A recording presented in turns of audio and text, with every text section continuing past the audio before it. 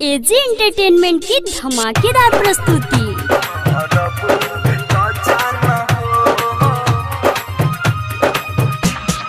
Music by DJ Kanchan Raj, Hajipur Vaishali. महरबू तो जान हो चली आई हम हवा से। महरबू तो जान हो चली आई हम हवा से। खुश तो रही हो तू जीवन भर, खुश तो रही हो तू जीवन भर, इहे निकलता मुहबा से। महरबू तो जान हो चली आई हम हवा से। महरबू तो जान हो चली आई हम हवा से।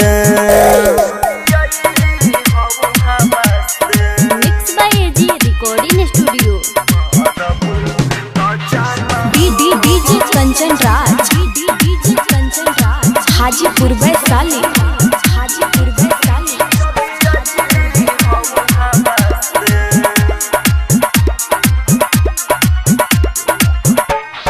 प्यार के दिल तुरा देलू नाही निभैलू साथ हो।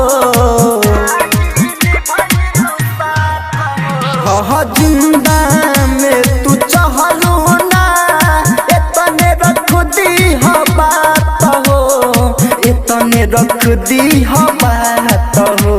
खबरिया मिली तोहरा, खबरिया मिली तोहरा चीता के धुआं से। मरबू तो जान हो चली आई हम हवा से।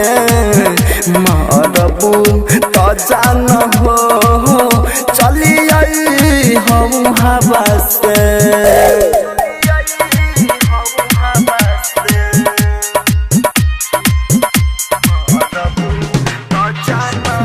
DJ Kanchan Raj, Hajipur Vaishali. Hajipur Vaishali. AG entertainment की धमाकेदार प्रस्तुति। हारी गइल जिंदगी बा याद में जीते जीते। हर याद तोहर जाला ना रहिल पीते पीते, रहिल के तन पीते। बबुआ विकेश के दिलावा, राइटर मुकेश के दिलावा घोप देलू सुबह से। मरबू तो जान हो चली आई हम हवा से। मरबू तो जान हो चली आई हम हवा से। एजी रिकॉर्डिंग स्टूडियो, रोशनपुर सपहा।